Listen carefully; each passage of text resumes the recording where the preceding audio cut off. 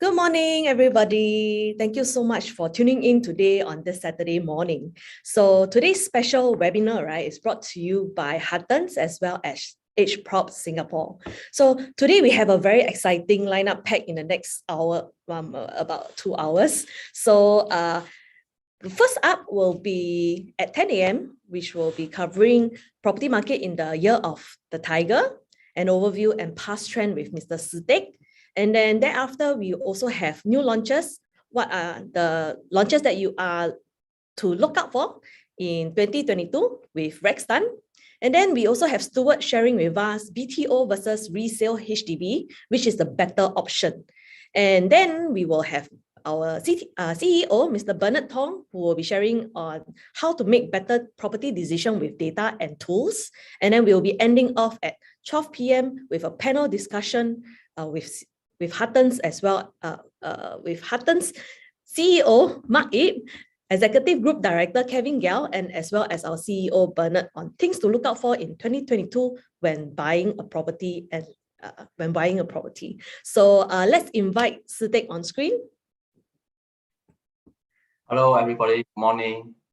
Good morning, Sitek. So I'll just do a short introduction of Sitek. So Sitek is a much sought after analyst and trainer who covers all property market in Singapore, and he has carried out feasibility studies as well as market studies, rental and development concept studies for developers. So he also do fund and company studies, and he's who are looking out to invest in the property market. So sorry, it's a mouthful.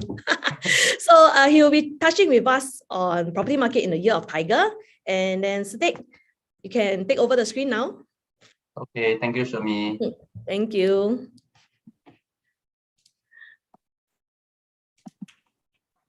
Hello, everybody. Good morning, and thank you for joining us this Saturday morning. So I will be touching on the property market. I will give an overview of 2021 and what to look out for in 2022 as well. So first off, of course, the disclaimer, we rely on numbers from the authorities, of course, but then we are not responsible if there's errors resulting from that because the source has some errors. Okay, let's jump straight into an overview of 2021. We'll not go too much into depth on this. The rest, the outlook is actually more crucial for everybody, especially on the cooling measures portion. So in 2021, the market has a very, very good year. Excellent, fantastic, all the very good positive words you can use here for 2021. The overall sales volume, we expect about 13,000 units for 2021, and that is about 1,000 units per month. This is despite the fact that we are still in the midst of the pandemic. And I want to bring our attention back into 2018. 2018, we sold 8,800. That was also when we had one round of cooling measures over there. Then the volume recovered and got 9,009, close to 10,000 after the pandemic, so-called the cooling measures. And even during the pandemic, we go even closer to 10,000 units in 2020. So that is how resilient the property market is in Singapore. And everybody is just buying properties in Singapore. We just look at this number, and actually we are also a bit so-called surprised by all the numbers itself. During the COVID struck year in 2020, you can see that Singaporeans buy more. Foreigners, of course, because of border closure, so they can't come into Singapore. So there is a bit of decline there. But SPR already here, they continue their purchase of properties. So all in, that's why 2020, you have about 9,000 odd. You may see that the numbers don't tally with the earlier slide. It's because these are based on caveats, whereas the earlier numbers are based on URA. And there are instances where buyers actually don't lodge a caveat. That's why there's some discrepancy over here. So when we move to 2021, that's the economic recovery year. So after COVID, where we have the record GDP contraction, now we go into 2021 with a very strong economic rebound of 7.2%. All categories of buyers, actually, we saw a big increase in terms of the purchases from Singaporeans, foreigners, SPRs itself. And on average, we are about 30% higher than what we are seeing compared to a year ago in 2020. So why is that? And resulting from this is actually prices has gone up by 13%, 14% since the start of the pandemic. And in fact, in the last quarter of 2021, prices went up by 5%. That is something worrying for the government, and they think that the market is really hot. That's why I put the hot fire there itself. So they need to actually step in to cool the market. So when we feel hot and all this, right, heaty and all this, we drink all these different kind of liang teh and everything. But for the government, they just come in with cooling measures, and the cooling measures they come in is actually the increase in ABSD as well as a reduced total debt servicing ratio. And for HDB side, they actually reduce the if people borrow money from HDB, they reduce the amount of loan also.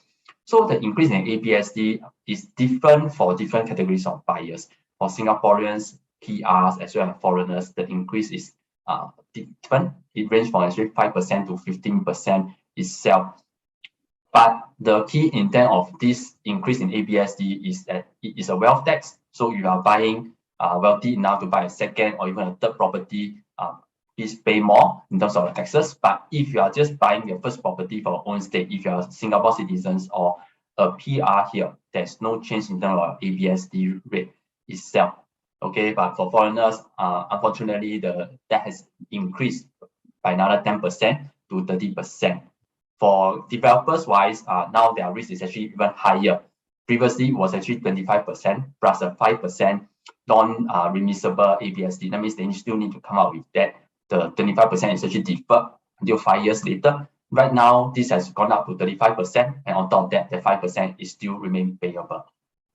For TDSR, they tighten this. That means the amount of money that you can use to service your loan every month has been reduced from 60% to 55%. An illustration would be, let's say your household income is $10,000, and two of the couple went to borrow from the bank. So the maximum you can use up to is actually 60% of your $10,000, which is $6,000. So from 16 December onwards, this has reduced to $5,500, a $500 difference. So for the other is for HDB granted loans, it doesn't affect the private market so much. So that is not the focus of today's sharing. So I will not touch too much on that.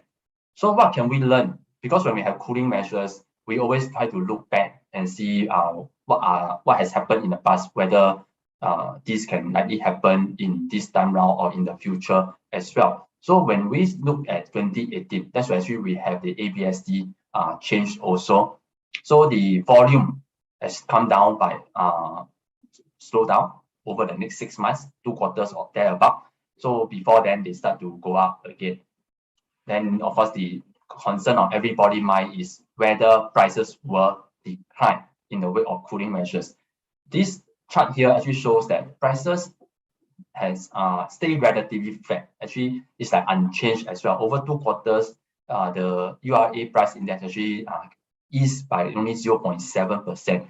So imagine if you are looking at a 1 million property at the start of the cooling measure itself. Before that, then you wait, and then 6 months later, the prices change relatively unchanged. It's only say come down to 990,000, 993,000. Okay, because it only come out by $7,000 only. So pretty negligible. But then the important thing to note here is that after this, the prices continue to go up all the way until 4th quarter of 2021. So this is just I only show until the 3rd quarter itself, because the 4th quarter numbers, although it's a fresh estimate, it is still not a confirmed set of numbers. So the key takeaway from here is that the impact of the cooling measures on the market lasts 6 months at the most, and then all these are actually temporary, and the prices doesn't come down over this period of time. In fact, once so-called the dust has settled, then the property market price increase continue again for the subsequent quarters all the way up. And just to show you some example from projects that were launched before the cooling measures on the 5th of July itself. Riverfront Residences, you can see that this buyer went in after the cooling measure, make profit of 200,000. And these projects that I'm showing you here have not obtained their temporary occupation permit, TOP. That means this is a sub-sale. The buyer haven't even stepped into their physical unit, and yet they make 200,000. Park Colonial, this one has TOP. Then again, this person bought on the night of before the cooling measure take place on the 6th. He made more than 200,000 also. And Sterling Residences, they bought after the cooling measure, they also make $300,000. And Jadescape, this is a project that came up after the cooling measure. Cooling measure took effect on the 6th of July. This was actually launched on the 22nd of September 2018. And this buyer, again, the project has not TOP, has made $200,000 already. So from these examples over here, you can see that buyers who went in before the cooling measures or even went in after the cooling measures, they still make money. So right now, in our view, because of what we have seen in the past, that the next 6 months after the cooling measure is actually the best time, best window period for buyers who are actually ready to actually enter the market before it pick up again. And when it pick up, the price gains can be fast and furious. It will be price gains every quarter all the way up and up until the fourth quarter of 2021, where we see it actually accumulated in the 5% increase for the particular quarter. And over this period of time, actually prices went up by more than 16%. So where do we see the market in 2022? If now we have seen what has happened in the past, and that could possibly happen in the future. So we look at the outlook from two perspectives. We want to know what is the supply, and then what is demand. From there, we can actually make a conclusion, because when supply is much lesser than demand, and demand is still positive and so on, you know that there is actually room for prices to actually move up. So let's take a look at that in 2022. So first of all, we need to understand who are affected by the cooling measures. We split the different categories of buyers over here, or including people who want to sell as well. So from first-timers, investors, foreigners, and en bloc. Just in case some of you here are thinking of selling your existing property via the en bloc route. So first-timer, because there's no change in the ABSD for Singapore citizens as well as for PR, there is no impact on them. So it is still positive. They can still continue to buy properties. For investors, there's an increase in ABSD for them, and the total debt servicing ratio actually is reduced for them also. So they are also affected over here. So they may hold back for a while. But having said this, I also need to give a bit of examples over here. Just I think 1 week or 2 weeks ago, we have heard news of a foreigner buying 4 units in Midtown Modern and paying the ABSD. And also 2 weeks ago, the Straits Times also covered a Hong Kong couple who paid $1 million in ABSD just to buy a property here as well for the children who are studying here. So there are foreigners who still see the value in Singapore property market because for the political stability over here and the strong rule of law over here as well. And for foreigners wise, like what I mentioned earlier, so although you have all these, they may hold back, but overall it's still they are still looking at the Singapore property market.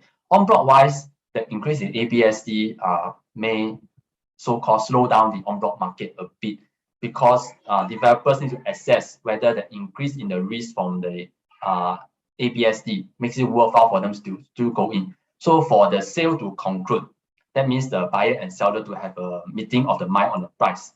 The seller wise has to be realistic in terms of their prices.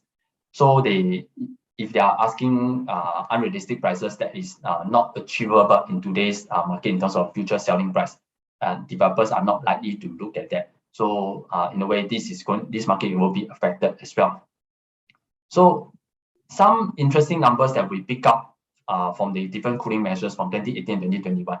So, but I will only show the 2021 over here. After the cooling measure, what we have noticed is that buyers bought bigger units, and then they are paying actually much higher in that aspect itself. So this is actually a bit contrary to what people think, because you would think that because of the cooling measures and you need to pay more ABSD itself, you may actually try to adjust your budget to account for the increase of 5 to 15% in terms of ABSD. and you might buy a smaller unit, but that is not the case. So one takeaway from this is that it is likely that the people who are buying bigger units, they are most likely first-time home buyers, because for first-timer, they are not affected and they want to buy a bigger unit now to factor in for future increase in their family size, and probably also for the change in work and learning environment, hybrid work, as well as hybrid learning, where you can have home-based learning and also some days work from home. So then you look at the average price and the quantum they are paying actually more in terms of that. So how can they afford to actually pay more? When we look at some numbers from SingStat on the currency and deposits versus the mortgage loan, the gap between currency and deposits versus the mortgage loan is at its largest gap in so-called in the past 20 years or so, because that now currently stand at 2 times. That means for every $1 of debt, you actually have more than $2 of cash to actually back up. So there is a lot of liquidity in the market. Some of this liquidity could be made from the financial market, particularly cryptocurrency. There are a lot of wealth that is generated by the route over there that has got people also worried. Also, government is also worried that they say the cryptocurrency players should not target the general public itself on that. So all this wealth liquidity are flowing into the property market. That's why even after the cooling measures, people are still buying properties in Singapore. That is on the portion. Now we look at the economic conditions. For 2021, we have a very good year, economy plus 73.2%. So that actually supported the so-called property market. That's why it's positive. For 2022, government is expecting 3% to 5% growth in terms of GDP. Again, when you have positive economic growth, it's going to be positive for the property market as well, because everybody is employed, has good job, good income. That's where they can actually look into buying properties. And unemployment has come down from what we've seen during the pandemic time of more than 3%. Now it's about 2.5% as of November. So this is also positive for the property market, because everybody employed, have income, can look at a long-term investment. And the inflation-wise, this is something that people are concerned about, because the prices has gone up quite a fair bit. If you go around to eat, you will notice that the prices have actually gone up by 50 cents or even $1. If you go to different coffee shop or even food court itself, even if they don't increase the price, the portion may shrink already. But then inflation, in our view, is actually positive for the property market. Why? Because when there is inflation, people actually look at property to actually hedge against inflation. And when we look at so-called the property prices versus inflation over the past 21 years, property has shown to be a very good hedge against inflation. If you just look at this chart over here, from 2000 to 2010, inflation, that means the prices went up by 17-18%. Property prices went up more, 44. From 2010 to 2020, our CPI, that means inflation went up by 16, but property prices went up by 30%. So if you take the 20 years together, 2000 to 2020, prices went up by 31%, but overall property prices has gone up by 57%. So you can see that people are really using property, and property has shown itself to be a good hedge against inflation over time. And just for that sake of comparison, we look at 2021. So based on just as of November, prices has actually gone up by 2.1%, where that's inflation, whereas property prices gone up by 10.6%. So those who actually gone in to buy property to hedge against inflation, they will actually done that and achieved that in 2021 already. That was all on the demand portion, all the good news over there. Then now we look at the supply. Now supply-wise, the unsold supply in the market is actually at a record low. We estimate it's about 14,000 units unsold as of the fourth quarter of 2021. This is even lower than what we have seen during the so-called last bottom, which was about close to 17,000 units unsold. So this number, 14,000, had come up rapidly from a peak of about 38,000. That was in the first quarter of 2019. And if without new supply coming in to actually make more options for buyers to consider to buy, the market is going to see lesser and lesser unit, lesser options for buyers out there.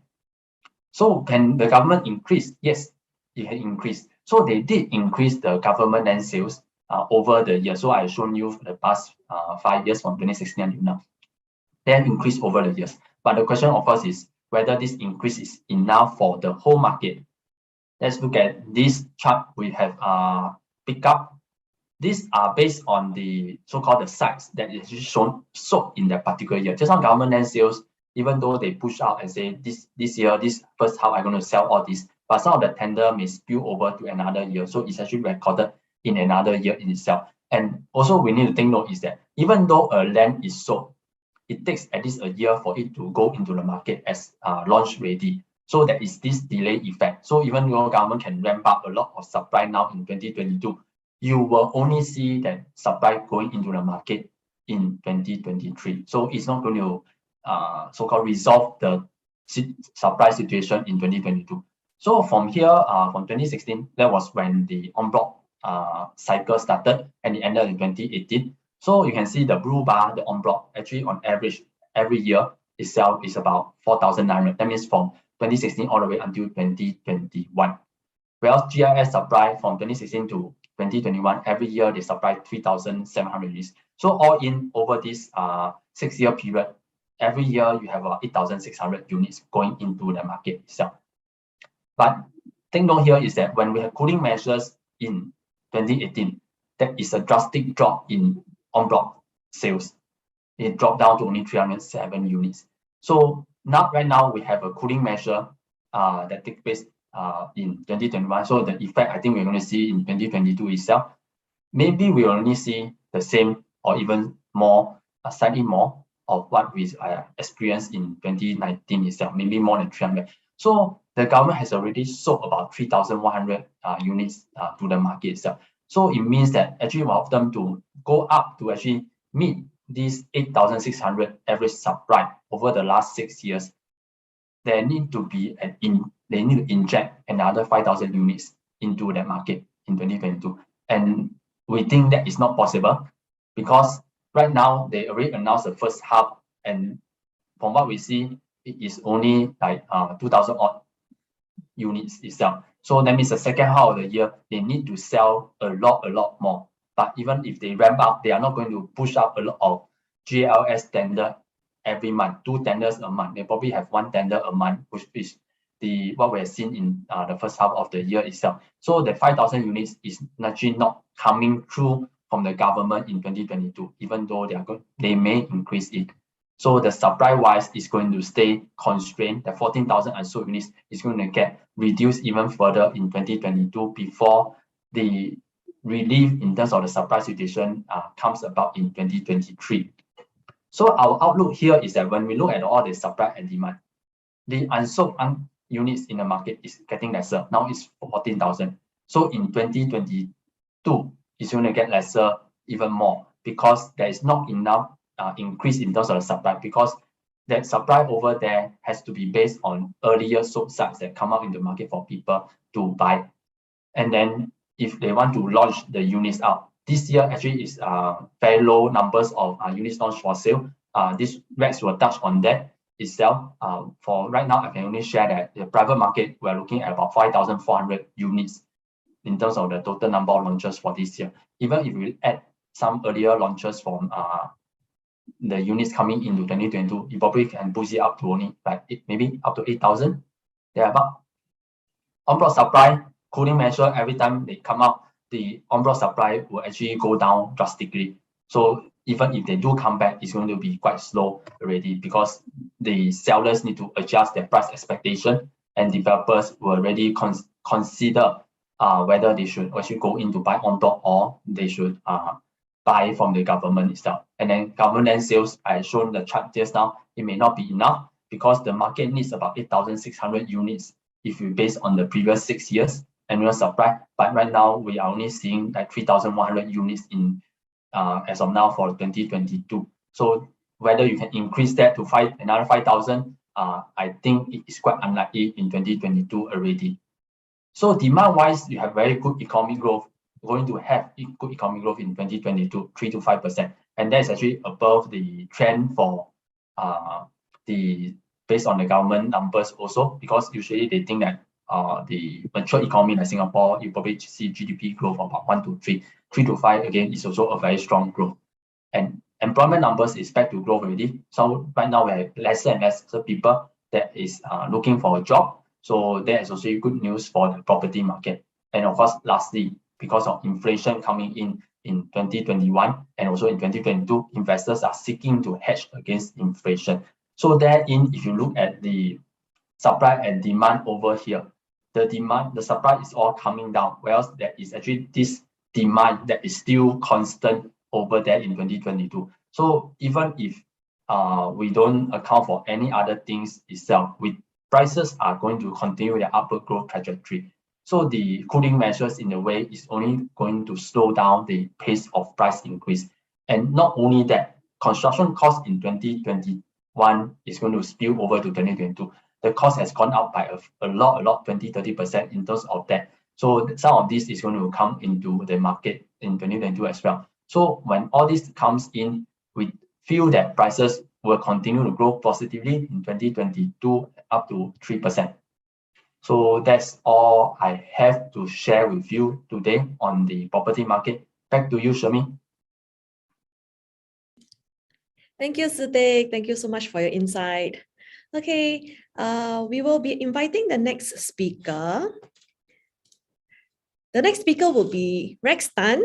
Rex Tan is Executive Group District Director of Huttons, with more than 15 years of experience under his belt and countless awards in his name. He's a very familiar face and a very close client of ours as well. So Rex is a force to be reckoned with. He currently manages more than 800 agents at Huttons and is a figure looked up by many people as well as people in the industry. So he will be giving us insight on the new launches to look out for in 2022. So without further ado, is Rex here already? Rex? You have to unmute. Muted. Yes, I'm here. Good morning, everyone. Hi. So I'll leave the stage to you now. All right. A very good morning. Thank you for joining us into today's seminar talk. So today I'll be covering a very short segment on to new launch to look out for in 2022. I only have 15 minutes to share with you. So let's start. In the new launch for first half and second half, because there's a lot of new launches in the pipeline. So in today's sharing, I'll be sharing on first half of 2022 so that you all can stay focused on the first half. And then I will touch a bit about second half of 2022. All right. So in the first half, we have a total of 15 new launches that's coming into Singapore. And as you all know, new launches in Singapore, in URA, we call it the primary market. So today, right here today, Belgravia Ace, which is at Belgravia Drive, it is a freehold cluster house. The first one that we are seeing today. It is right now launching. Last night, we have a VVIP preview. We sold 6 units already. So later on, I'll be covering more about all these 15 projects. Okay, so this is a summary, and do feel free to contact your Huttons agents and they'll be sending you out the slides. Okay, so in the whole Singapore for the first half of 2022, you can see that Belgravia is in the region of this color we highlighted in green. So we have Belgravia Ace, we have Coven Treasures, we have North Gaya and Ang Mo Kio Avenue 1. And if we were to look into the east side of Singapore, so we are talking about District 15, 16, 18 and 17. We have another 6 projects, which is I will go in depth with them. But I want to give you an overview on which are the launches in Singapore. Out of the first half, these 15 projects lands onto which part of Singapore. And then, of course, we'll come into the more central region. We're not talking about the core central region, but we're talking about the central region that is indicated on the map, which we can see from District 7 to District 14. So this part of the map, District 6 to District 14, we can see there's another 5 projects that's launching in second half. And if we're moving to the west region of Singapore, there's only 1 project, which is the Arden. So if you are someone who is looking for projects, if you stay in the West and you would like to buy something in the West, I think the Arden is something that is quite interesting. So that will be the first project that I'm going to talk about.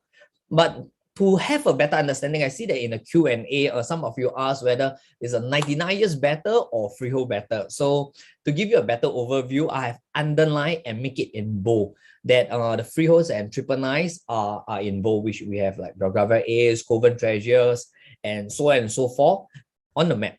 Okay, next. And the Arden is in District 23.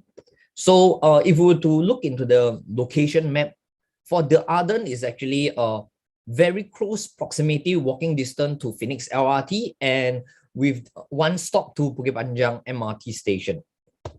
Okay, and if you were to understand better about the Arden, why would I recommend that? Because in the whole with the supply, just now as Zitek have shared, the supply on Singapore primary market has dropped to 14,000, and especially in the West region, we can see that the take-up rate are very fast and healthy. So for people who are looking with in the West region, other than the existing new launches, in the first half for the next 6 months, you can only wait for there's only one launch, which is the Arden. So strongly recommend you to take a look into these beautiful projects that is developed by Qingjian. And it is on Phoenix Road. It's a 99 years, 105 units. All right. And if you're not a West person, I grew up in the other parts except the West. I have another projects to recommend to you, which is Belgravia Ace. Just last night, there's 6 units sold to VVIP. There's a total of more than 200 checks collected, and you can understand this beautiful cluster house. There's a 50-meter swimming pool, there's a clubhouse, there's gym, there's a team garden, and of course there's a lot of facilities. You are living in a landed but with facilities. That's what we call a cluster house. So this beautiful cluster house comes as a freehold tenure in along Belgravia Drive.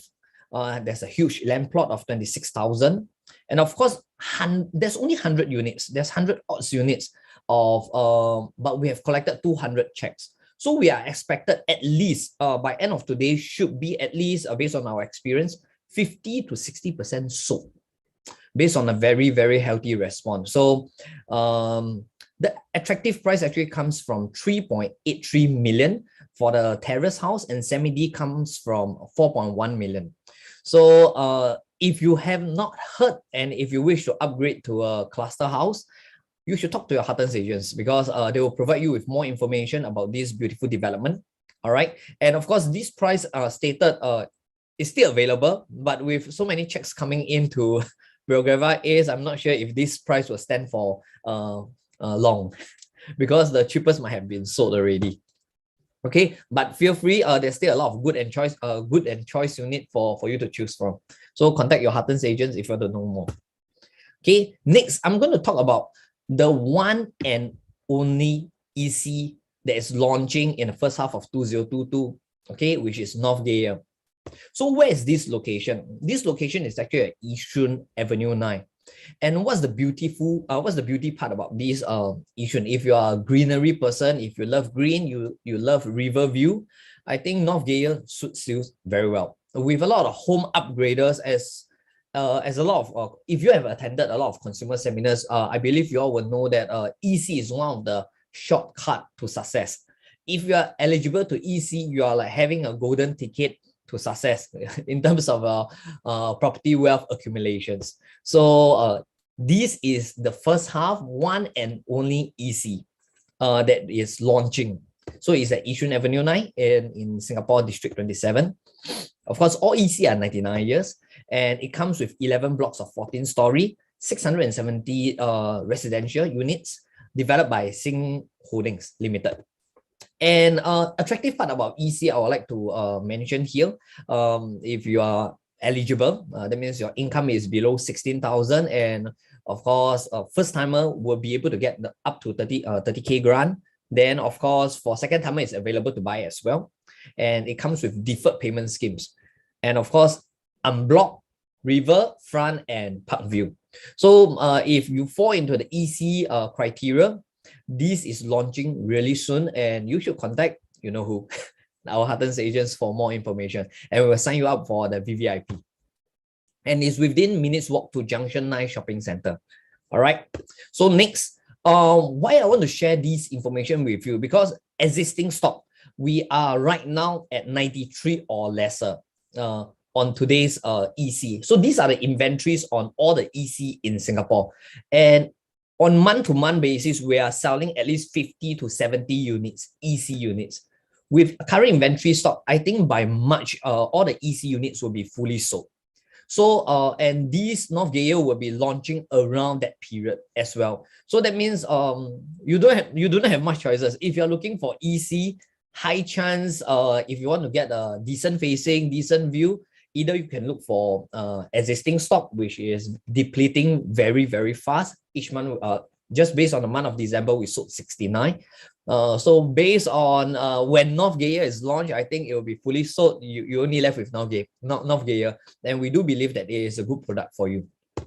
All right. So moving on to the East region of Singapore.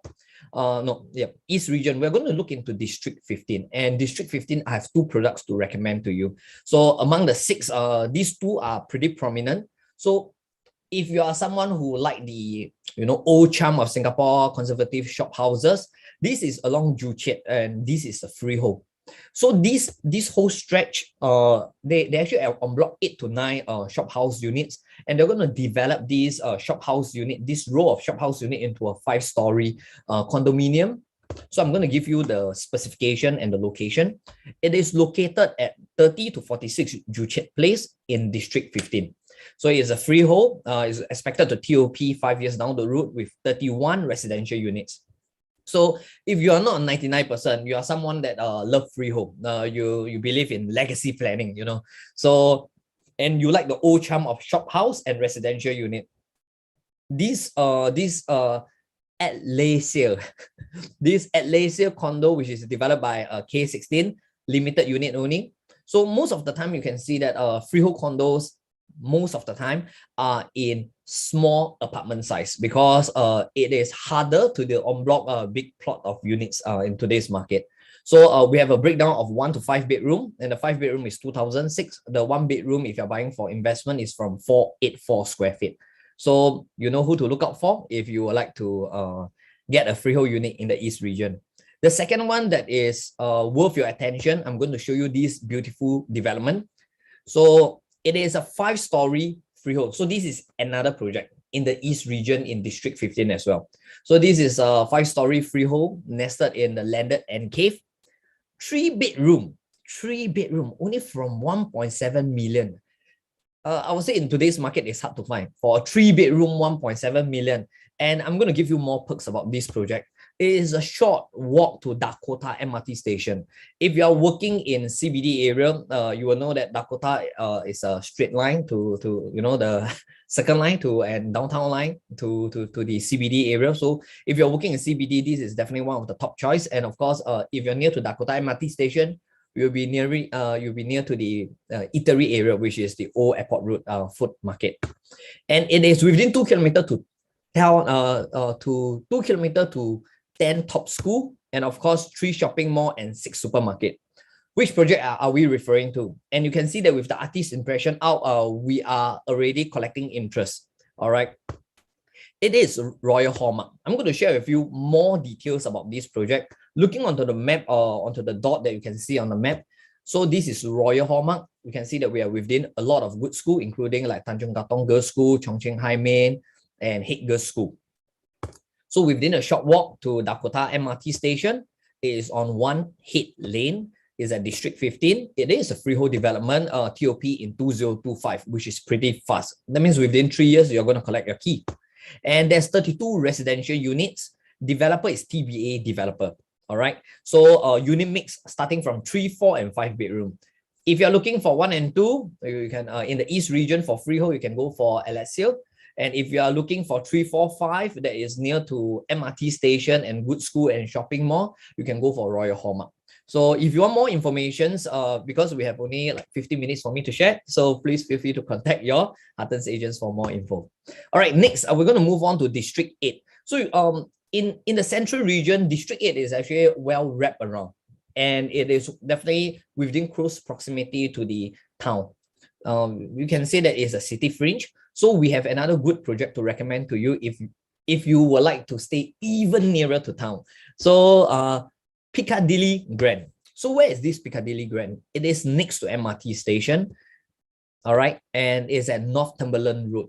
So the nearest MRT station, if I were to point out to you on the map, which is Farrer Park MRT station over here, all right, it is at District 8, 99 years leasehold, 3 blocks of 23 units. So we have a total of 400 units with one level 1 commercial.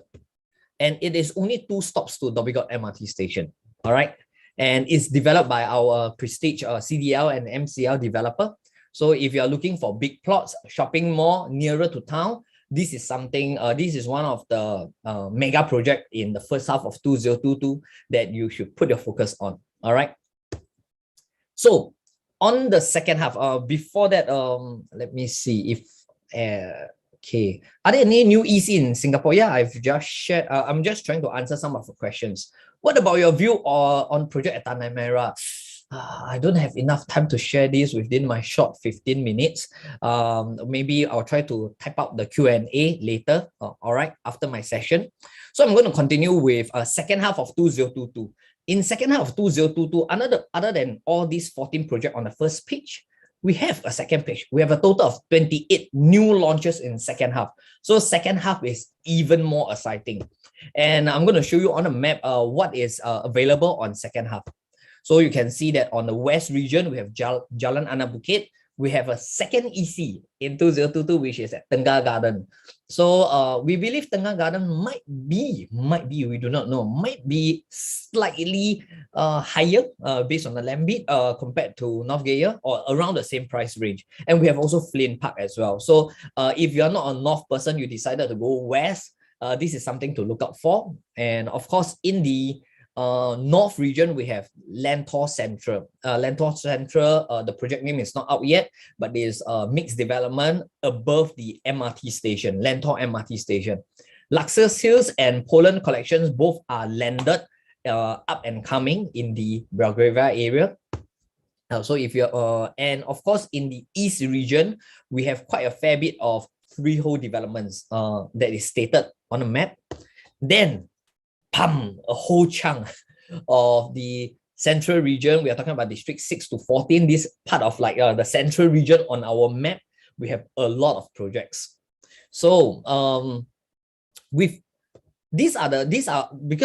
all these projects are launching in second half of 2022. Most of the projects do not have their project name yet, and we do not have a lot of information about all these projects. So if you are looking into buying or if you are interested in any of these projects that I've shown on the screen, caught your attention, you should speak to, you know who, Huttons agents, and they'll provide you with more information. All right, with upcoming supply. All right, so what is our upcoming supply? On the core central region, all the projects that I have shown to you, the first half and the second half of all the projects, you can see that there's a total of 5,500 units only. And that's, of course, exclude the EC. And if you are comparing on to 2017 to 2022, we see that the supply is one of the lowest volume among the last 5 years. And we do see an urgency for buyers to come in and commit onto the market, especially with limited supply, as what, to reiterate onto what Zitik have shared earlier, with limited supply and with constant demand, we believe this will actually drive up will drive up the prices on the market for 2022. So if there's anything on the existing stock or in first half of 2022 that caught your attention, you should seriously consider. Because with the dwindling in terms of the supply, I believe that this will drive a lot of buyers into more urgency onto committing into this property market. Okay, so this is a blown up of on the total inventories that we have. And right now in 2021, the inventories have dropped to 14,000. So if you have stayed tuned or pay close attention, this is what has been shared by Zitik. We share the same sentiment that whereby unsold supply continue to decline, and this means more urgency for you to commit into today's market. If you like to get on today's sharing slides, contact the Huttons agents that have invited you onto this consumer seminar. This is Rex Tan, and with the demand for residential property rises amidst dwindling supply, we believe price will go up. Okay, so thank you for tuning in, and back to you, Charmaine. Thank you, Rex. Thank you, no worries.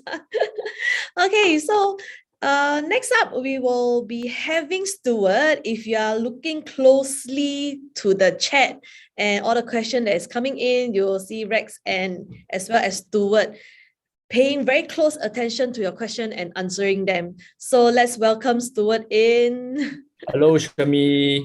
Thank Hi, you so much Stuart. for having me today, and No problem. wonderful sharing from Rex and Zatik earlier.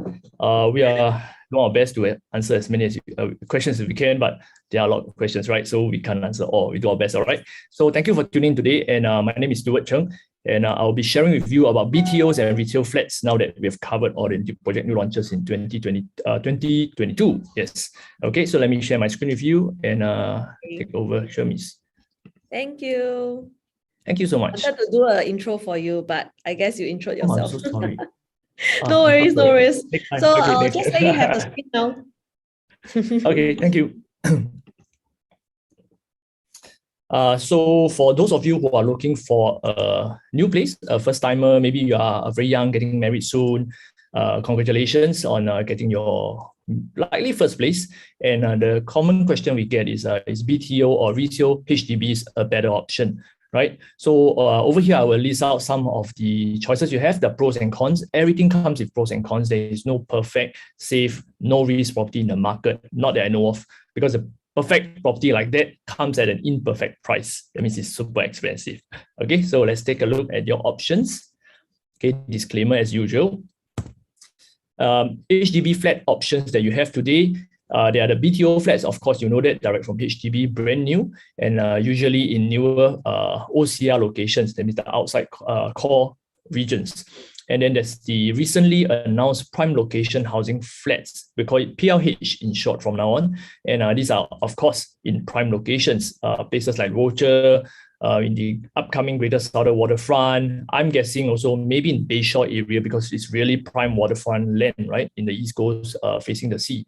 So there's also resale HDB flat choices. There's also the sales of balance flats, usually flats that are not sold out, not fully balloted for in places, usually in like a Sembawang-ish Woodlands area. You commonly find them, and or sometimes even places that are very mature, like Tampines, you get them too, okay? But normally not in areas like very hot locations, Bishan, your Toa Payoh, usually no, because there's a lot of demand there. Okay, so these are your main 4 choices. We'll go through the pros and cons of each one. If you have any questions, put into the group chat. I'll do my best to answer you afterwards. So first, your build-to-order flats, the pros, of course, they are the lowest price among all the options, direct from developer. They are not a prime location flat, even though they are both brand new, right? So they're lowest among the options. They are heavily subsidized by the government, making a lot of sense if you're a first-timer, buying a home, or it's first time taking such a big loan. You know, yeah, my first home also, I'm very afraid to take big loans because, you know, we are not confident enough in the workforce, our income stream, consistency, and so on, right? So it's heavily subsidized in most cases, right? So far, I haven't come across anyone who bought a BTO who will lose money at resale. Okay, and remember, a BTO is actually a new launch. It's like a new launch. If you have made money before from BTO, you have made money before from a new launch. Okay, so project new launch is no different. You buy firsthand. Okay, that's why there's a greater upside opportunity. Third, brand new flats have modern amenities and common spaces. I'm sure you know that. If you make your rounds to the current, I would call it the fourth generation HDB neighborhood, right? You would come to Punggol. Punggol is a wonderful place to stay. I stay here, in fact. That's why I sell some goya about this place. But no, really, it's really, really nice. Very modern, easy to get around. For wheelchair friendly, for elderly, it's very easy to get around. So it's very well designed. So you can expect such amenities, common spaces to be very pleasurable, even outside the flat. All right, around you feel very good. The next one that's coming up will be Tengah. Tengah area is going to be car light, right? So you can hit there if you are a west sider, you don't mind staying around Tengah area, because more often than not, most chances you'll make money from these flats. all right? And you have a very nice environment to stay in. Okay, fresh 99-year lease from HDB. So your lease only starts upon your key collection date. So that is very good. Capital appreciation is the highest among HDB flats. And of course, usually minimal renovation required because all your cables and everything wiring are still new, right? You have, of course, you've got to do certain things like your flooring, your toilet and so on, but generally new, okay? You don't do a lot of hacking and changing this and that. Okay, so the cons, well, waiting, okay? So you always trade time for money, right? So here you want to wait, for a home, and to profit from the home, you got to wait a little bit longer than buying a resale flat. You got to wait like 4 to 5 years waiting period, coupled with an MOP period of 5 years, right?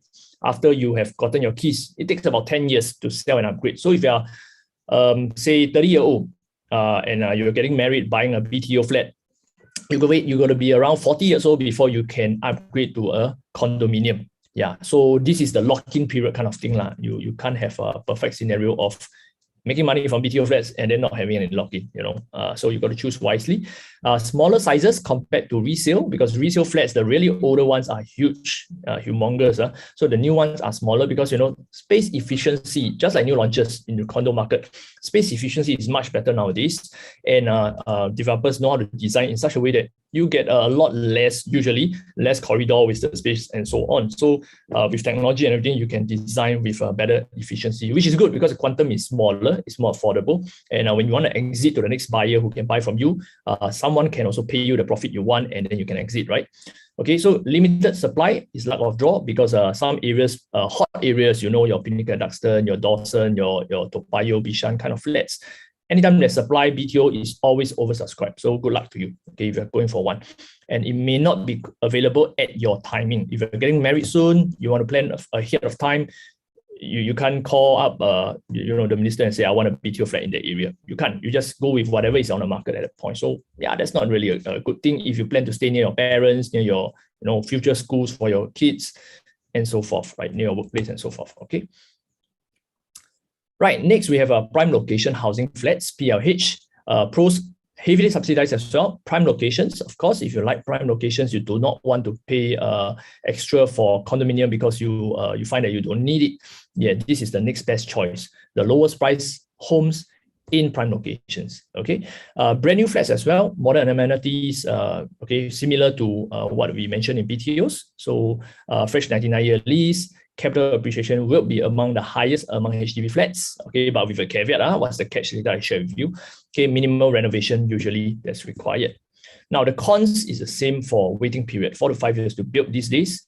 10 years MOP from key collection, meaning from now you wait 5 years for your flat to be ready, then you wait 10 years for MOP, so 15 years. So imagine you're 30 this year buying a prime location housing. By 35, you get your keys. By 45, then you can upgrade to a condo, okay? Unless you appeal to the government and you provide a very good reason, okay? And you appeal many, many, many times, okay? Because yeah, usually that's what it takes for some of you. Smaller sizes compared to older resale, yes. Similarly, prime location will be in demand. You should see even a lot of retirees wanting to go for prime location housing because they may not want the added burden of a big condominium, and they also want space at the point at a low cost so that they can cash out. You have retirement funds to retire comfortably. Okay, so you should see a lot of demand there by the young and the senior citizens. Not available at your timing as well, at the government's timing, and you can only rent out rooms. Okay, come MOP. So you can't rent out the whole unit. That's the catch. So as a retiree, if you want to stay in PLH and then you want to rent out some rooms for some supplement of income, you can, but you can't rent out the whole unit, right? So this is to prevent people from hoarding these flats so that the next generation can afford to buy them, okay? Clawback of government subsidies too when you sell a PLH flats, not like BTO. BTO, there's no clawback of subsidies unless you can buy another subsidized flat or an EC, then government claws back what they have given to you in the first place.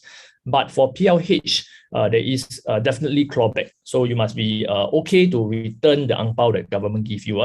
So that's the catch also.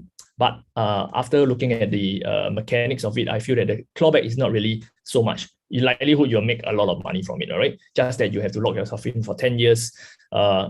Holding 10 years of a HDB and holding 10 years of a condo, generally a condo goes up more, right? Because the denominator is higher and there's a lot more freedom for prices to fluctuate and move up. because it's a private market. Government wants to allow some flexibility there, usually compared to mass market homes. Resale flat. Okay, what's the pros? You can find something that's ready to move in 3 to 4 months, barring renovations that you need. Exact location you need, the same block as your mom, your dad, your in-laws, you can most likely get it, or at least the next block, right? So unit sizes may be larger for really old flats. Okay, and you have certainty of intangible factors. If this is your first home, you must be careful what you buy, right? You will be more careful, like, hey, how's the view? High floor but I can see, or is there any sharp corners facing my unit? Is it bright enough? Because even though you think that it will be bright, sometimes the sun shades, all these things, or the neighboring block can be blocking sunlight into your unit, and ventilation might be poor. Okay, some homes ventilations are really poor, meaning it's really hot on a breezy day, and then stagnant air collects around the home, and you really need aircon or fan the whole day. Okay, and further to that, there's also mold and mildew issue when it is it is very humid when air doesn't move. Okay, so there's the pros. You can see everything. You can be very sure what you're buying. You can sell and upgrade in 5 years' time. So it's just like a BTO or any PLH flat, but there's no MLP period. Okay, so the cons. Less likely to be profitable because someone has profited off it already. Someone who bought from the government is selling to you at a profit. And or if you're buying a from a third owner, fourth owner, likelihood is already many years old. Many years old meaning that the price curve is starting to stagnate and decline. Okay, remember in properties and in leasehold properties, 99 years, there's 3 stages of growth, 3 stages of a life cycle. There's the growth stage, the stagnation stage, the decline stage. So be very wary what you are buying into, which stage is in. If you are in doubt, you're not sure, you just want a second opinion, talk to one of our Huttons agents who are using the Huttons Analyzer. You will get brilliant, very in-depth, very specific block-based info down to the actual block itself. Okay, so please speak to our people for more accurate information, more precise advice. Okay, so there's usually also a shorter tenure because by then it's maybe 80+ year old left or 70+ year old. Some blocks in Singapore are already left with 40+ years. Okay, so there's not much growth prospects, and only the government can rescue you if there's any profit to be had. If not, just be contented to stay there your whole life, or to at least maybe just break even when you sell. They'll be very lucky. Okay. Subjected to CPF usage and loan restrictions due to your remaining tenure being short. So just be careful. If you are young, the government generally like you to outlive your home. That means your age plus remaining tenure has to be more than 95 years. If not, you have loan and CPF usage restrictions. So basically government wants the young people to buy the younger flats, the older people to buy the older flats, so that no one will outlive the flat and then they have a social issue to deal with. Okay, so just check on that before you commit to any purchase. Dated designs, amenities, and common areas may not be very enjoyable if you like new things, okay, new environments, new stuff, because you go to some old neighborhoods, you can feel it, okay, and you may not like it. So and usually requires a lot more renovations. Your wiring got to be redone, your floor, your windows got to be changed, so it costs a lot more. Okay, so factor that into your purchase. Sales of balanced flat, the next choice. Pros, brand new flats without waiting period. So you can get it right off the bat, maybe 3 to 4 months from HDB. Well, that's the only pros I can think of. Why? Because the cons are, severe. Sold at higher prices than BTO flats because they are remaining. So there's a holding cost to HDB, holding it over the years, waiting for someone to come and buy it, right? And at the same time, they are selling closer to market price, no longer at just BTO price. So for the same flat, you can get someone who bought at 200,000 and then the other guy who bought at, say, 300,000. Why? Because the latter bought after he bought an SBF, sales and balance flat, and he will take a longer time to break even. So generally, I don't advocate this unless you're really out of places to stay. You got to move out, you got kicked out by your parents. You have to get a place, and you're going to rent it anyway. Then okay, you buy a sales or balance flat. Fair enough, you save on rental. Okay, so you take a longer time to profit from it compared to early buyers. It's no longer a fresh 99 years tenure, and it's usually not in such a highly sought after location. That means closer to town. Not that it's a bad location, just it's not so sought after. Maybe further off from the main, the MRT, from the central area, these amenities and so on. Okay, but it serves a purpose for those who urgently need a place. So good, in summary, these are some considerations of buying your first HDB flat. affordability, number one, always do a check, make sure that it's within means. Also, don't be too safe and buy something smaller if you can afford to buy something bigger, okay? Because generally the property, generally most properties go up in price and it can finance your other comforts in life, okay? It can help you to retire earlier, even it can help you to finance the next bigger property or private property in the future. So don't play too safe. If you are young, take a bit more risk. You have the time frame to grow your income. You're supposed to work hard and hustle anyway, right? And then you can, and of course, like, you have to make sure that you're in an industry that is still in demand, okay? So that you have this you feel safer in your own mind, okay, peace of mind. So urgency of moving in is another factor. Location preference, distance to work, to in-laws, to parents, to schools. You have to factor all this in if you are starting a family. So take note, please. It's very important to stay near your in-laws if you have, and they are willing to help you, right? It's very important.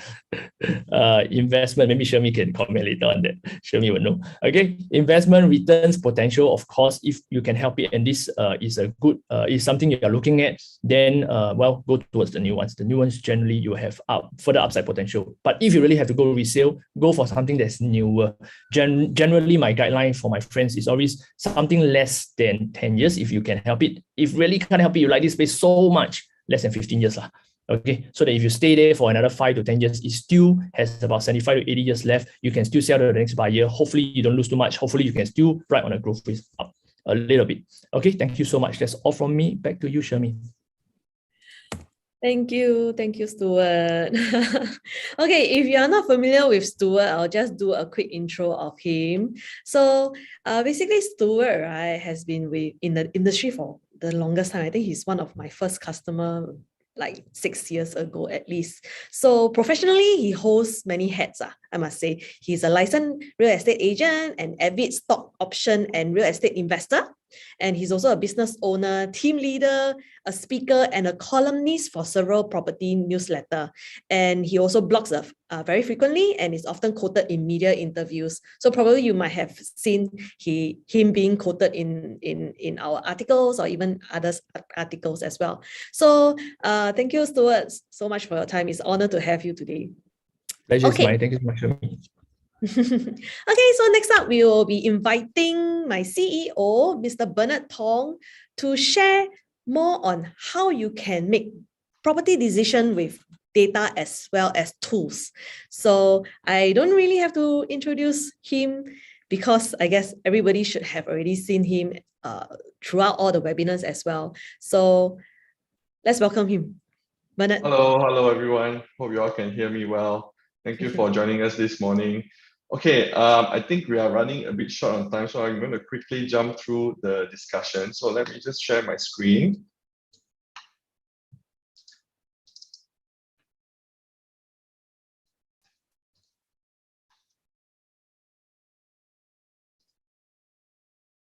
Okay, so basically my topic is on making better property decisions with data and tools. So before this, I was just looking through the questions that you all posted. So I think many of you have different considerations. Some of you are thinking of buying a resale condo, some of you are thinking of buying a new launch condo, and some of you are thinking of buying HDB. So I think everyone has a different set of questions or a different set of considerations in their mind. So what, and I think our friendly Huttons agents have been trying their best to answer all the questions. But in any case, if you can't get to any of the Huttons agents from this webinar, what I want to do today is actually provide you with some tools and tips that you can actually do a bit of research yourself. So, so today I will try to use the tools to answer 3 simple questions. So the first question is, will property prices fall this year? I think this is one of the questions that most of you asked when you registered for this webinar. I think you asked this question because of the cooling measures, right? So maybe what we can do is we can look at some of the past historical trends to get to an answer. Now, the second question is, are developers still bullish? So the developers play a very important role in this market, right? Because they are the supplier or the provider for all the different units in the market. So based on the recent land bids, are they still bullish? So this is something that we have to consider as well. And lastly, are there other opportunities for 2020? So again, we will use some of the tools that are available to show you some examples as to where are these opportunities. And then we'll end the discussion with the panel discussion with Mark and Kevin later, where if you have even more questions, we'll try to answer them in the panel discussion, okay? So what I'm going to do now is I'm going to toggle to our website. I hope you all can see the website. So it's edgeprop.sg. So one of the first tools that I would like to share with you is what we call a market trends tool. Now, if you're on your desktop, you all can try it out yourself, but if not, you can just watch this. So the URL is actually edgeprop.sg/market-trends, as you can see here. Okay, so what this tool does is gives you a pretty broad representation for the different property types. So what you can do, for example, right? So you can search for a property name, or you can choose a particular property type, or you can look at the different transactions, whether it's freehold, leasehold. You can also look at the different sizes. But perhaps what we want to do, which is to answer the first question, what's going to happen to property price, right? So perhaps you can look at it by different asset classes. So maybe what I'll do first is I'll look at apartment and condos, right? So once you select apartment and condos, you choose show market trends. So this is basically the market trends or the price and volume performance of apartment and condos over the years. So what you can actually do is you can also add a slider to go back longer, okay, to see the different dips and the different peaks of property prices. But the general trend, as I think Zite has pointed out, property prices tend to rise over the long run. So what we may be interested in is we look at the short-term implications of external shocks, such as cooling measures, right? So perhaps what we can do is we can look at the last cooling measure. So the last cooling measure, I believe, is sometime in, I think it's in this period, right? Where, sorry, that's actually the COVID circuit breaker. Okay, so the last cooling measure was actually in, before this last one was actually in the May, June, July period. I think that's when the ABSD was raised. Then there were certain other factors that kicked in. But as you can see here, the bar chart represents the volume and the line chart actually represents the prices. So you can see that property prices for apartment and condos didn't actually fall much, right? I mean, there was a dip in volume from, say, a total of 2,500 units to about 1,000 units, 1,300 units, so about 50% dip. But that only happened for about 6 months or 2 quarters. And then the volume is back to normal, and then the prices continue its upward trajectory after that, right? So now if you look at the circuit breaker months, I think you will see a very similar trend as well. So obviously during circuit breaker months in April and May 2020, the transactional volume actually declined quite considerably, but it was only for a 2-month period. And when things open up again, you can see that the volume reached, I think, an all-time high for the last 5 to 10 years. So you can see that external shocks to property prices and property volume tends to be for a very short term before the prices rebound again. So you can even go further back, right? So you can play with it if you want. You can go further back to, I think you can go all the way back to January 1995 if you want to, right? So you can see the peaks and the troughs for different periods and how it actually affects property prices. So what you can also do if you would like to find out what are transacting, what's a popular condo that's transacting, you can actually just click on the bar graph and we'll show you all the different transactions that makes up the period. So some of the tools I'm showing you are free and some of the tools are paid, so you can play around with it and then you'll have a better idea. So now how about HDBs, right? So what you can do the same, you can just change to the property type to say HDB. So you can select all HDB, you can select a particular room type, and then you click on show market trends. So then you adjust for a longer period. I think the HDB prices were really affected by the TDSR cooling measure. So I think that came in around this period, so which is the end 2012 and early 2013 period. So you can see HDB prices So again, these are resale HDB. We didn't include BTO HDB, but resale HDB prices actually stayed quite low for a pretty long period of time, right? So if you can see from this January 2014 to January 2020, that's about 6 years actually. So HDB prices didn't recover until after circuit breaker, right? Until after a post-COVID period. So now you can see from the orange line, HDB prices then have been going up, I think to almost an all-time high. So I think this is primarily driven by demand for the larger HDBs, right? Because I think space is a big consideration post the pandemic period. And I believe the demand for space will continue. And as that can be seen in the recent transactions for places like landed properties and GCVs, where you can see there are always people in the news buying GCVs these days, right? So I don't know where all these millionaires come from, but the demand for space is real, and this is also reflected in the HDB prices. So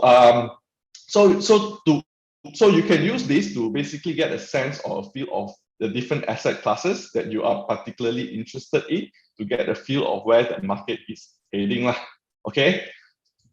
So to answer the first question, I think yes, property prices may be affected in the short term, but in the long term, they tend to recover. So, and this cooling measure is probably not as shocking as the one in 2012, 2013, where TDSR was first introduced. So I think the external shocks caused by this may be a bit shorter compared to the measure that was in place in 2012, 2013. Okay, so the next question I will try to answer is, are developers still bullish, right? So we have this tool here. This is a paid tool actually. It's called Land Lens. So you can see here, you can actually go to tools where we show you all the different tools that we have. Hang on, and the land sales tool here, basically it shows you the recently completed properties. Okay, so our recently completed purchase properties by developers. So there's en bloc, there's also GLS. So I'll focus just on this one here, the one in Jalan Tembusu that was just closed a week ago. So it attracted 8 bids and it was bought by CDL, City Developments Limited. I think everyone here should know CDL. They are one of the most prominent developers in the market. So what we actually do is we look at the highest bid, and from there we can compute an estimated break-even price based on our own algorithm and estimation. So now this is estimated break-even, meaning that it is the price that the developer needs to sell in order to recover their costs. And typically this is not the actual selling price. The developers will typically need to make a profit margin, right? So they may apply a 10% or 15% profit margin on top of this break-even price. So this is located in Jalan Tembusu, right? So, and based on our calculation, we estimate it to be around 2,000 PSF for them to break even, which means that they will probably have to sell at 2003, 2004 in order to make some money. Now, is that a bullish bid? So what you can actually do is you can use this tool called Location Scan. Again, you can get it from Tools Location Scan. And you can type in Jalan Tembusu in order to find or discover what are the properties around that neighborhood is selling for. So you choose Jalan Tembusu, right? You can filter it, like you can say 500 meters. You can look at transactions based on last 12 months. And then you can do a show nearby property. And then the system will basically show you the different properties around the neighborhood. Now, as you can see, there's quite a lot of properties around the neighborhood. So what you can do is you want to see what are the prices that they're selling for. So you just click on average price. We'll sort it by highest to lowest. Now, the highest within 500 meters of Jalan Tembusu is Amber Park, which coincidentally, or actually not coincidentally, it's also developed by CVL. They are selling for an average of 2,459 PSF. But keep in mind that Amber Park is actually a freehold property, and freehold property typically sells for 10 to 15% on top of leasehold properties, right? And you go back to our land sales tool here, you actually show that they will need to probably sell at 2,324, and this site is actually a 99-year-old site, right? So it's not a freehold property like Amber Park, which was an en bloc site.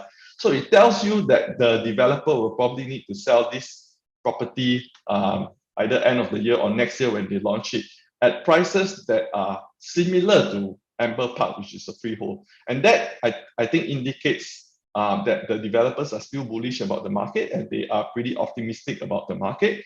So if you don't want to look at freehold property, you only want to say, okay, since it's a free leasehold and you want to compare leasehold to leasehold, what you can do is you can actually just unselect the freehold property and you click.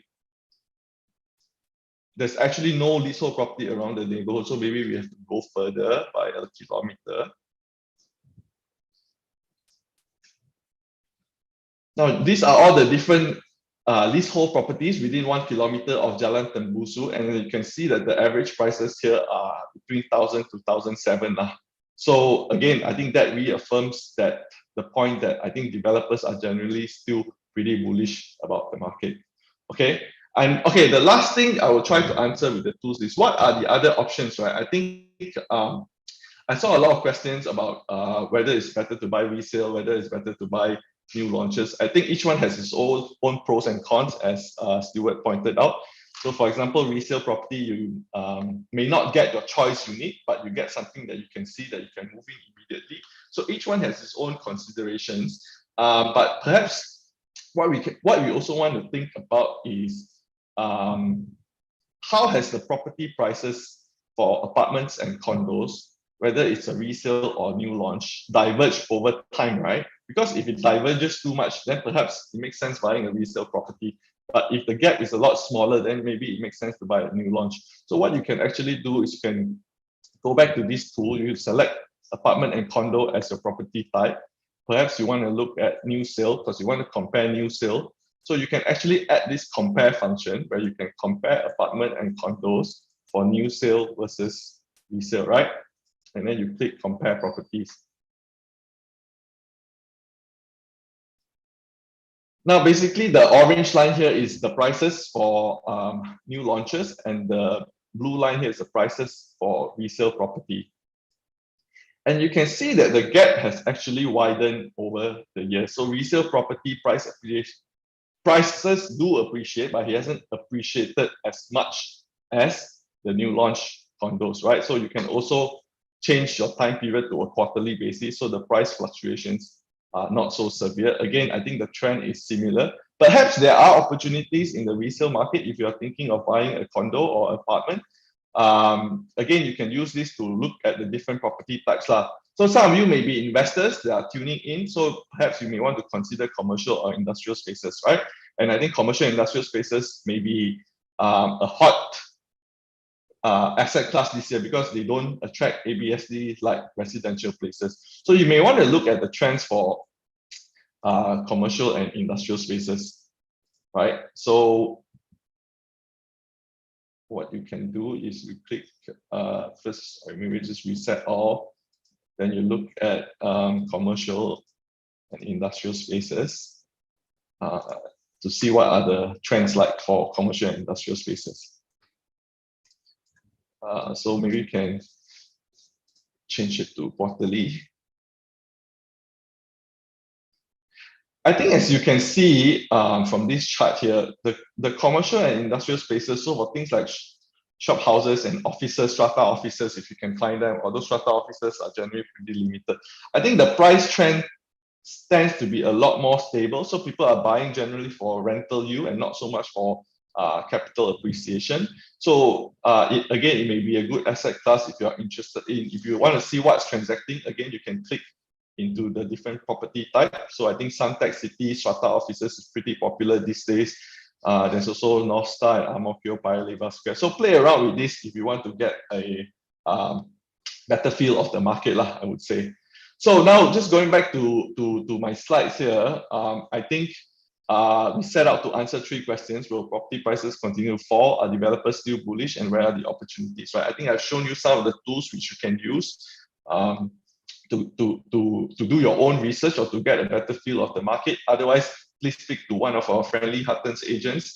So, I mean, the answer is this. I think property prices, yes, possible in the short term based on history. I think from each cooling measure, you do see that property prices tend to be stagnant or fall slightly for 1 or 2 quarters every time there's a cooling measure, but they tend to pick up over the long run. And are developers still bullish? Yes, I think they are pretty bullish based on the recent land bids.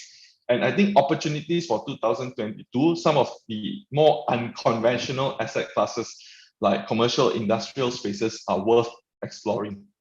Okay, so with that, I think I end my presentation, and I would actually like to invite maybe Mark Yip and Kevin Giao, if they are around, to have a short panel discussion to answer some of the most burning questions. Can I have Mark? Mark is the CEO of Huttons, and Kevin is actually the Executive Group District Director at Huttons. Mark and Kevin, are you around? Yep. Shami, can you okay, start my video. Thank you. All right. Shami, you got to let me in. Okay, hold on. Hi. Okay, you're good already. Yes, morning. Okay. Oh, just hang on. You got it? Your slide. Yes. Good. Hi, Mark. Hi, Kevin. Good I morning. Hi. Thank you for doing this with us. pleasure. Perhaps Thanks for having us. Yeah, no Yeah, worries. may- Perhaps I'll maybe jump Bernard. straight to. Sorry. I would like to start off, we hear so much about numbers this morning, where is the area that we should look at, the asset class. From my angle as an agency head, I don't want to crowd be it the agents that just tune in or the prospect wanting to get a property. Very objectively speaking, if you look at today business time, very timely. I think it's on page 27, business time. May I quote just what the headline today business time, page 27. Singapore is the 3rd most preferred destination in APAC, Asia Pacific, for cross-border real estate investment in 2022. It came out in today business time, page 27. Now, it's very unthinkable if property prices, in Hdb, starts to drop, because in Singapore, more than 80% of the population stays in Hdb. So it's unthinkable. And it's unthinkable to think that Singapore citizen wants to leave Singapore. And it's also unthinkable if foreigners stop coming into Singapore, be it on investment or be it on tourism.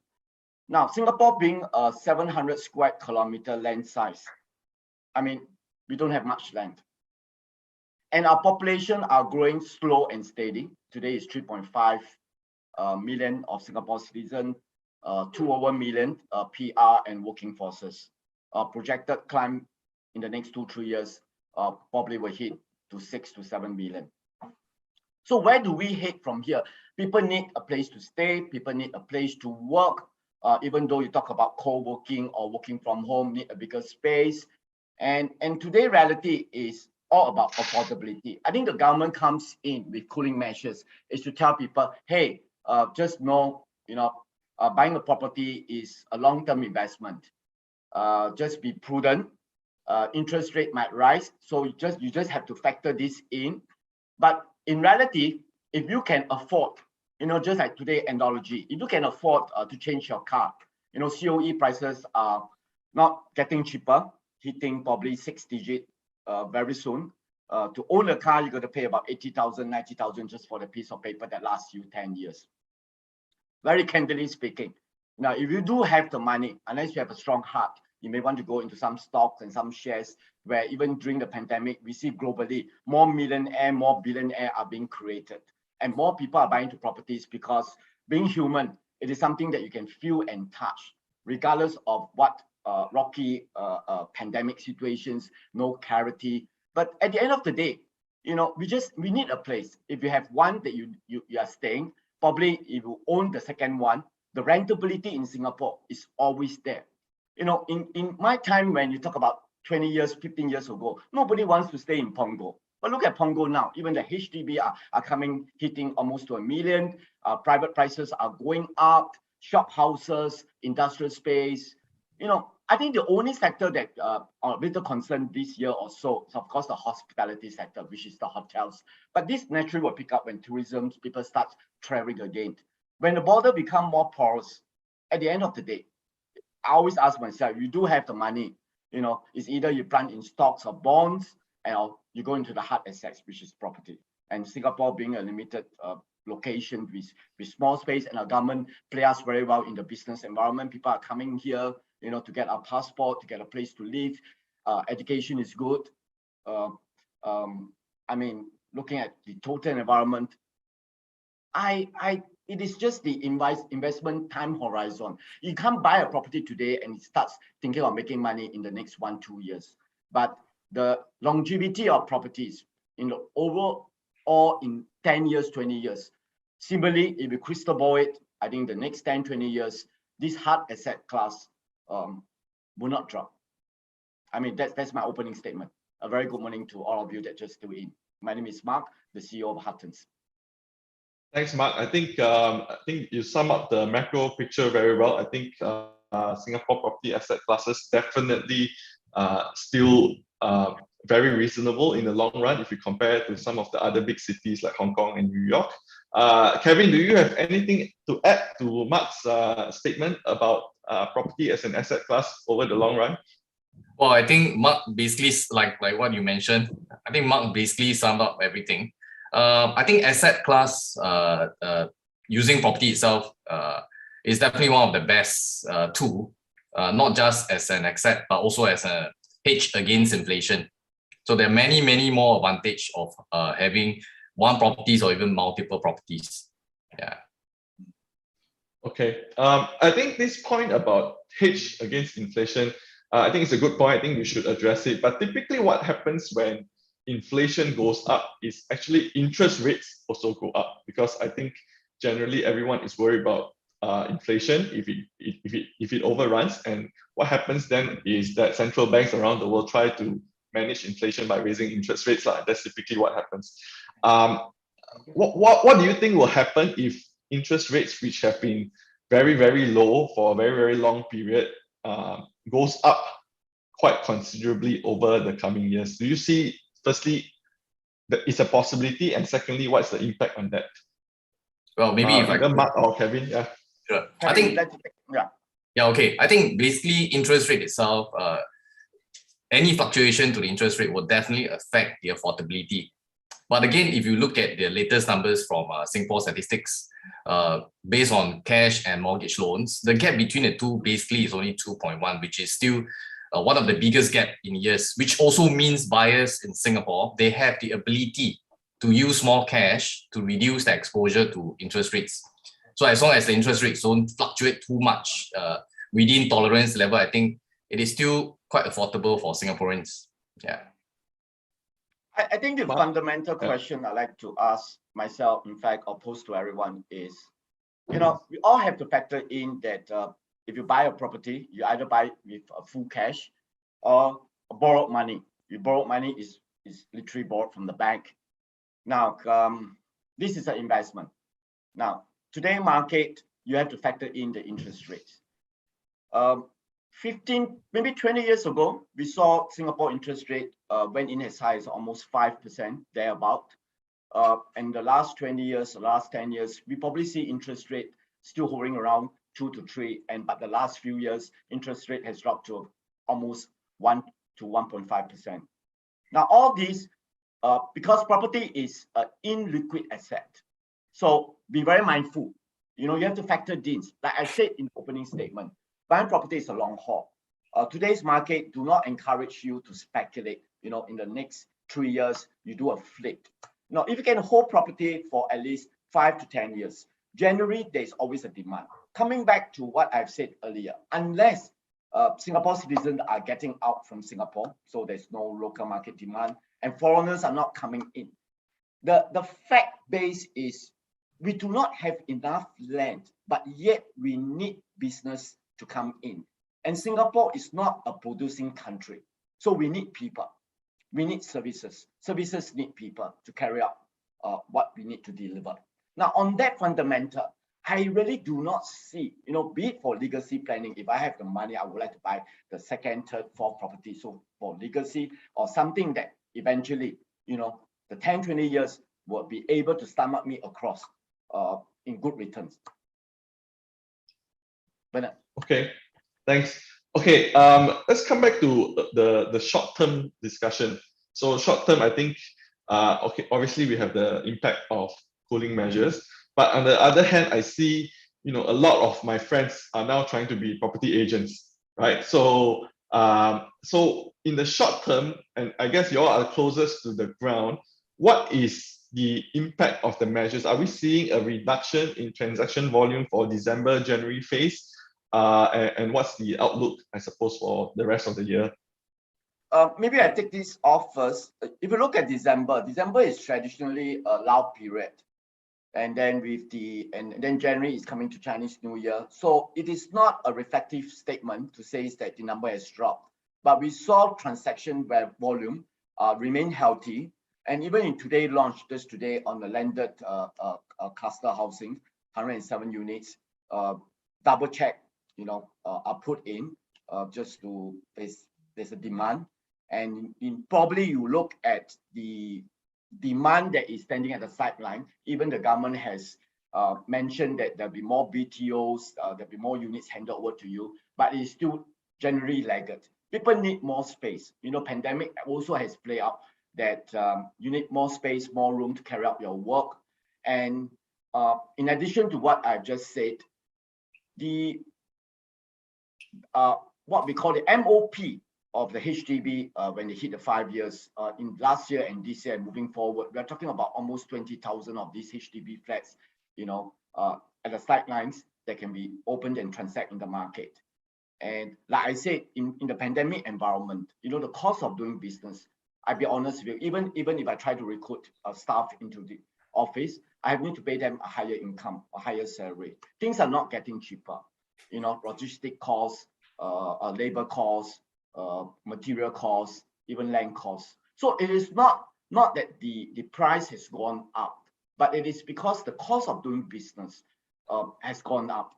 And it's a matter of function at the end of the day, that the way I look at it, it is a need that people now realize that if I don't buy a property now, do I expect property price to drop? I don't think so. The adrenaline and the rush, even the last 2 months, because of this ABSD, it is a wait and see attitude.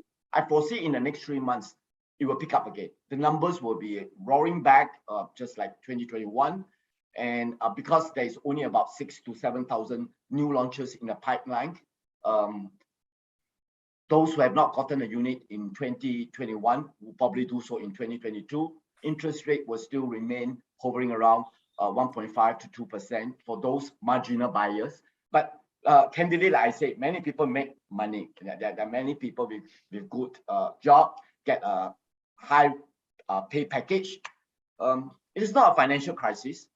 Even if there's a financial crisis, those who have money will also be able to ride through. Okay, thanks, Mark. Kevin, do you share similar sentiment? I know you manage a group of agents on the ground. What are the agents telling you?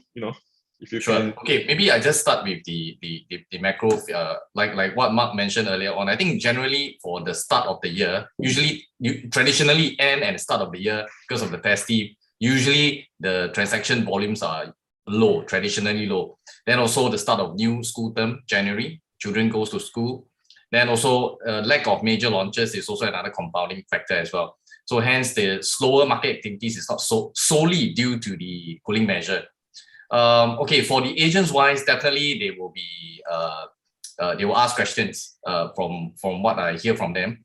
But overall, I do see a significant jump also on appointments as well from my agents. Even though buyers, I'll say when the news came out, everyone is very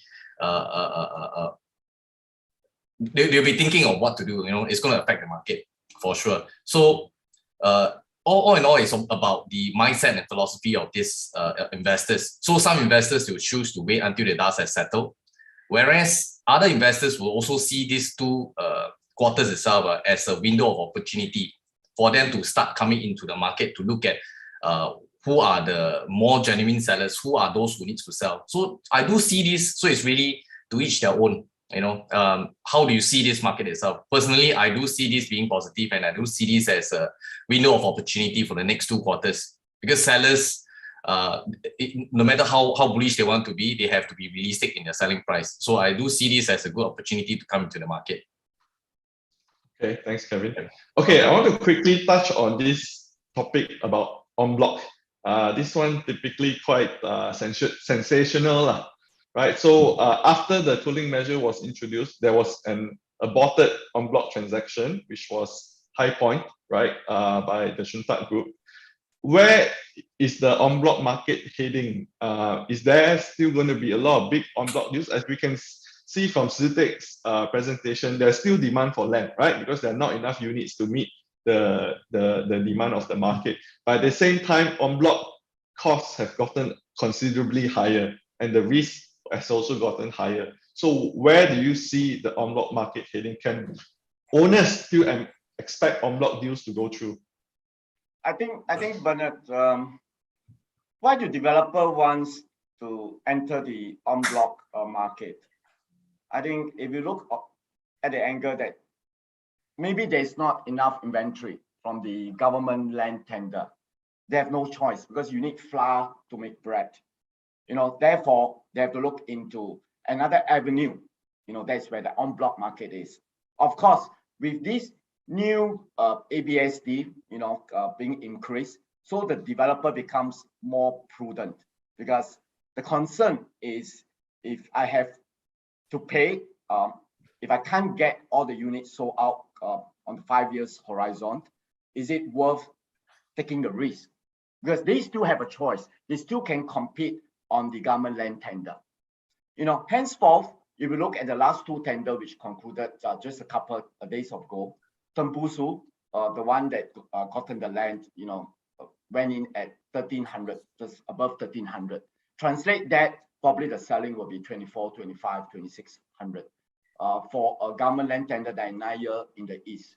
And then you look at Lentor, just above 1,000, and probably the selling price will be 1,008 to 2,000 or even 2,001. Is things getting cheaper? No.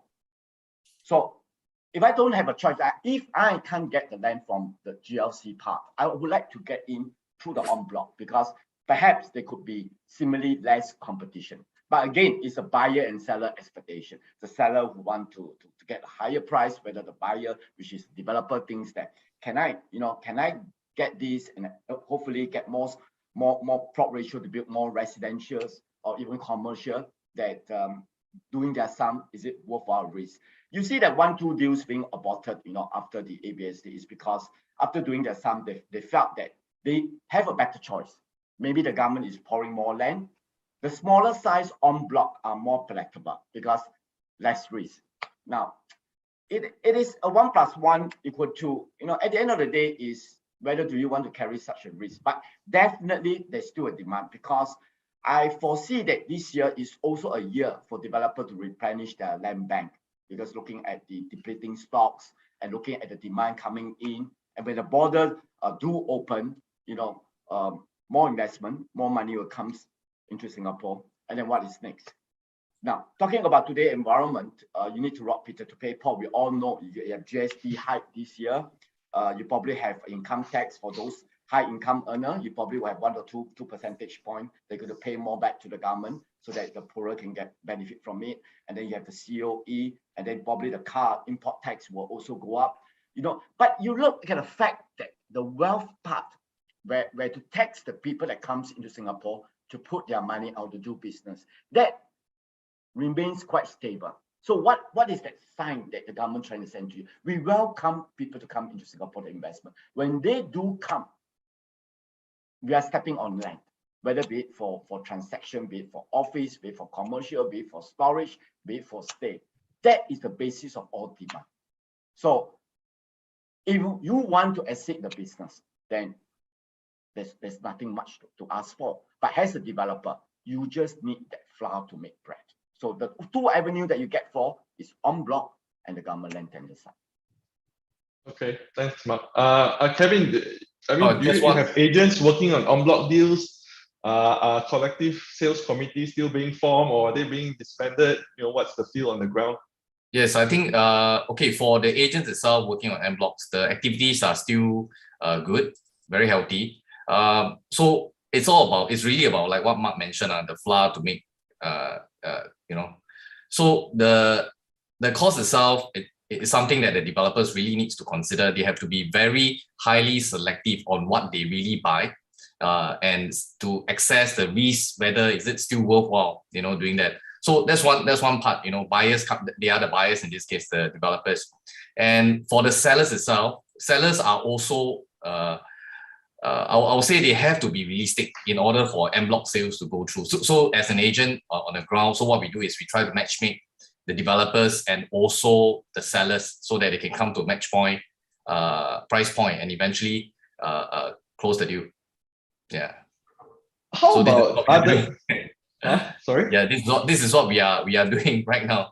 Okay, yeah. Thank you. How about other asset classes, Mark or Kevin, like commercial properties, shophouses, office? I mean, a lot of our audience, some of them are investors, long-term investors. So beyond residential, what other options are there? And can Huttons agents be helping them securing some of these alternative asset classes beyond residential?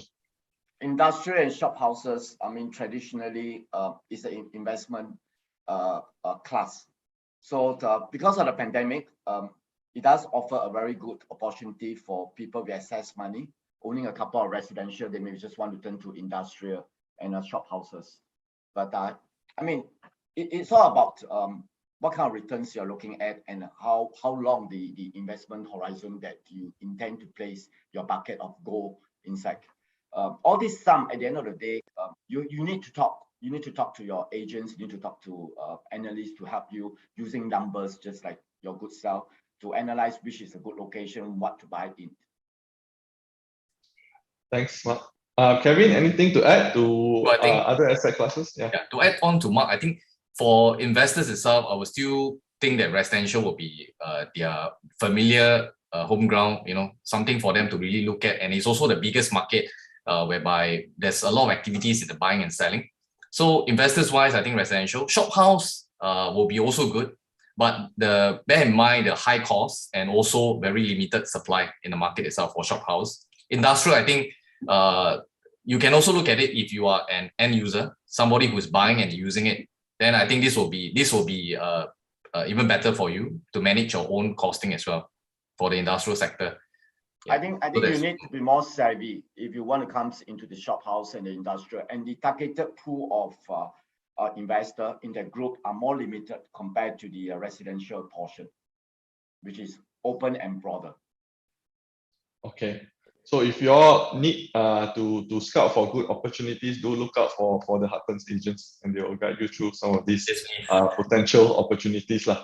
Okay, I think we are almost out of time and we're almost hitting lunchtime. So maybe just give a chance to both of you to say a few last words to our audience here that have tuned in since 10 o'clock. Maybe we'll start with Kevin and then maybe Mark can end it off.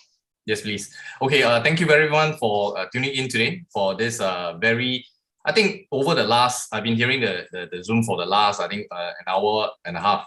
It is very informative. In fact, a lot of data has been shown. How do we search data? I think this is really very insightful, even for myself as a practicing agent on the ground. And I think it's a very good session, and I really do look forward to more session as well. And last of all, I think wishing everyone, we are approaching Chinese New Year very soon. So here's wishing everyone a very prosperous lunar Chinese New Year. What 2022. Back to you, Mark. Yeah, I think number one, if you have enough money to pay the down payment, and if the bank is willing to lend you money because probably you are young and you have a longer mileage to borrow for a longer tenure, and you are probably you have a good job and your job is in demand for the next 5 to 10 years, and then there's excess cash, then property is a natural choice for you because you are living in Singapore. Now, I'd like to take this opportunity to thank EdgeProp, Bernard, and the team for bringing us on board. And this year is a tiger year. If you look at the feng shui, you know, tiger year is a year that is hot, roaring. I think this year will be a good year for Singapore. And for those who are in the good job environment, I think you'll probably get a very good pay rise, more bonuses. And the stock markets are doing well, coming back. And on that note, I like to say, you know, it's Chinese New Year. I will say this in Chinese. 虎年身体健康啊，虎年万事如意，大家身体好。Thank you, Bernard. Thank you, Mark. Thank you, Kevin. To the audience who maybe missed some parts of this presentation, do look out for our special issue, EdgeProp special issue that's coming out just before Chinese New Year, where we summarize this whole webinar, and we'll also go deeper into what you can expect for the coming year. So back to Shermi. Shermi, are you there? Yes. Hi. Thanks, I'm back. Shermi. Thank you so much. Okay, so we will be ending off this session today. By the way, before I close this session, congratulations to Huttons for celebrating 20 years of property agency in Singapore. So we are also approaching our 20th anniversary at the same time as Huttons. So stay tuned for more information on that this year. So I guess we will go for lunch now, everybody. Have a good lunch and do check out our website as well as Huttons website for more information. Thank you so much for your time today, and I hope all of you have brought some knowledge back. I'm Shermi from EdgeProp, and I'll see you again. Goodbye.